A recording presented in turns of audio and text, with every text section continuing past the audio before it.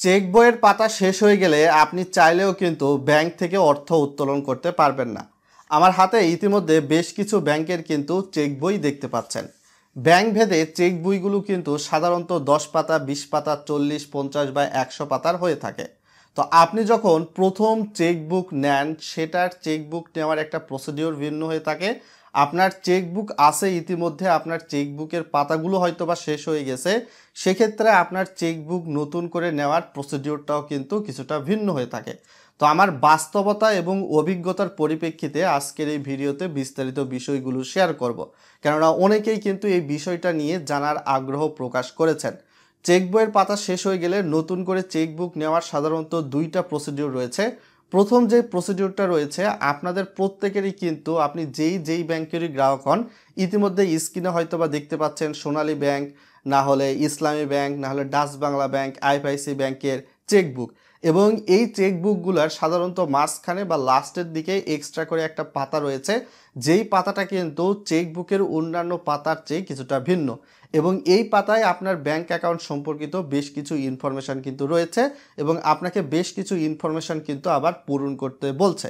তো আপনার চেক বইয়ের পাতা যদি শেষ হয়ে যায়, সেক্ষেত্রে আপনার চেকবুকের লাস্টের বা মাঝখানের এই পাতাটা আপনাকে পূরণ করতে হবে এবং আপনার নিজের সিগনেচার দিতে হবে, ফোন নাম্বার দিতে হবে।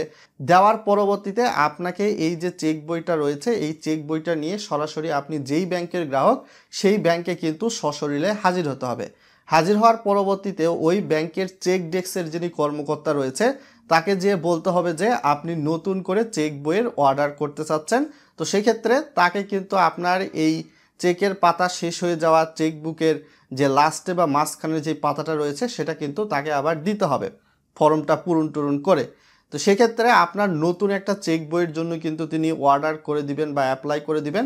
নতুন চেকবুকটা পেতে সাধারণত বেসরকারি সারির কমার্শিয়াল ব্যাংকগুলোর ক্ষেত্রে 15 থেকে 20 দিনের মধ্যেই পাওয়া যায়, আর সরকারি সারির ব্যাংকগুলোর আপনার নতুন করে চেকবুক ইস্যু করার ক্ষেত্রে কিন্তু দেখা যায় যে 1 মাস, 1.5 মাস, 2-3 মাসের মতনও সময় লাগে। বেশ কিছু ব্যাংক সরকারি যেগুলো, এগুলার কিন্তু তেমন রেকর্ড রয়েছে। তো এটা ছিল একটা মূলত মেন প্রসিডিওর। আর সেকেন্ড যে প্রসিডিওরটা রয়েছে তা জানানোর আগে রিকোয়েস্ট করব, চ্যানেলে নতুন হলে সাবস্ক্রাইব করে অবশ্যই ভিডিওটা লাইক করে লাইকের অংশীদার হয়ে যাবেন বন্ধুরা। তো আপনার দেখা গেল চেক বইয়ের পাতা শেষ হয়ে গেছে, সেক্ষেত্রে আপনার এই চেকবুকগুলো কিন্তু আপনি খুঁজে নাও পেতে পারেন, অথবা আপনার দেখা গেল কোনো কারণে চেকবুক হারিয়ে গিয়েছে, আপনি নতুন করে চেকবুক নিতে চাচ্ছেন। তো সেক্ষেত্রে এই দুইটার ক্ষেত্রে আপনার যেই ব্যাংকে অ্যাকাউন্ট, সেই ব্যাংক বা আপনি যেখানে বসবাস করেন, আপনি যেই থানার আন্ডারে, সেখানে গিয়ে আপনাকে একটা থানায় জিডি করতে হবে যে আপনি ওই ব্যাংকের গ্রাহক এবং ওই ব্যাংকের অ্যাকাউন্ট নাম্বার অমুক তমুক দিয়ে কোনো একটা স্থানে চেকবুক হারিয়ে গিয়েছে, এ মর্মে আমি জিডি করছি। এই রিসিপ্ট কপিটা আপনাকে কিন্তু সরাসরি আবার ব্যাংকে নিয়ে গিয়ে যিনি চেক ডেস্কের কর্মকর্তা, তার কাছে আবার একটা লিখিত আবেদন দিয়ে এই জিডির কপিটা সংযুক্ত করতে হবে। লিখিত আবেদনে বলতে হবে আপনার চেকবুকটা হারিয়ে গেছে, যার কারণে নতুন করে চেকবুক নিতে চাচ্ছেন। তো সেক্ষেত্রে এগুলা দিয়ে দেওয়ার পরবর্তীতে তিনি কিন্তু আপনার জন্য নতুন একটা চেকবুক ইস্যু করার অ্যাপ্লাই করে দিবেন।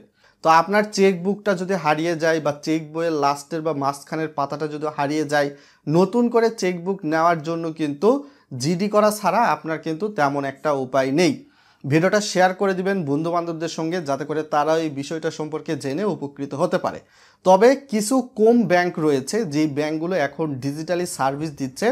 আপনার যদি কোনো কারণে চেক বইয়ের পাতা শেষ হয়ে যায় বা চেকবুক যদি হারিয়ে যায়, সেক্ষেত্রে আপনি চাইলে পূর্বের চেকবুকের পাতা ছাড়া বা জিডি করা ছাড়াও কিন্তু অনলাইনে নতুন করে চেকের জন্য অ্যাপ্লাই করতে পারবেন। তো এর মধ্যে খুব কম সংখ্যক ব্যাংকই রয়েছে এমন সার্ভিস দিচ্ছে।